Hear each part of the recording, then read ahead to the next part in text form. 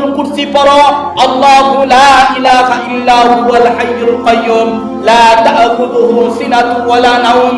রাসূল সাল্লাল্লাহু আলাইহি ওয়াসাল্লাম বলেছেন, যদি কোনো নারী, যদি কোনো পুরুষ প্রত্যেক ফরজ সালাতের পর আয়াতুল কুরসি পড়ে, আল্লাহু লা ইলাহা ইল্লা হুয়াল হাইয়ুল কাইয়্যুম, সহিহ বুখারীর হাদিস, আল্লাহ রাসূল সাল্লাল্লাহু আলাইহি ওয়াসাল্লাম বলেছেন, দাখালাল জান্নাত, ওই ব্যক্তি আল্লাহর জান্নাতে চলে গেছে।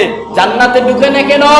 এই জন্য জান্নাতে প্রবেশ করেনি, ওই ব্যক্তি মারা যায়নি, ওই ব্যক্তির মৃত্যুটা বাকি, ওই ব্যক্তি আল্লাহর জান্নাতে চলে গেছে।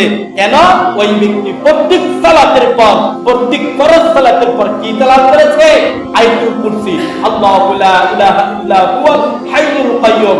সম্মানিত উপস্থিতি, তারপর রয়েছে সুবহানাল্লাহ 33 বার, আলহামদুলিল্লাহ 33 বার, আল্লাহু আকবার 33 বার, কালিমা তাওহীদ একবার রয়েছে। আল্লাহ রাসূল সাল্লাল্লাহু আলাইহি ওয়াসাল্লাম বলেছেন, যদি কোনো ব্যক্তি সুবহানাল্লাহ 33 বার পড়ে, আলহামদুলিল্লাহ 33 বার পড়ে, আল্লাহু আকবার 33 বার পড়ে, ওই ব্যক্তি যদি সাগরের ফেনার সমান গুনাহ করে থাকে, তাহলে আল্লাহ রাব্বুল আলামিন ওই ব্যক্তির এত গুনাহ ক্ষমা করে দেয়। সুবহানাল্লাহ। এই সব আমল বাধ্যেরা, এই সব আমল বাধ্যেরা, ফরজ সালাতের পর হাত তুলে মুনাজাত করা। সম্মানিত উপস্থিতি, আল্লাহ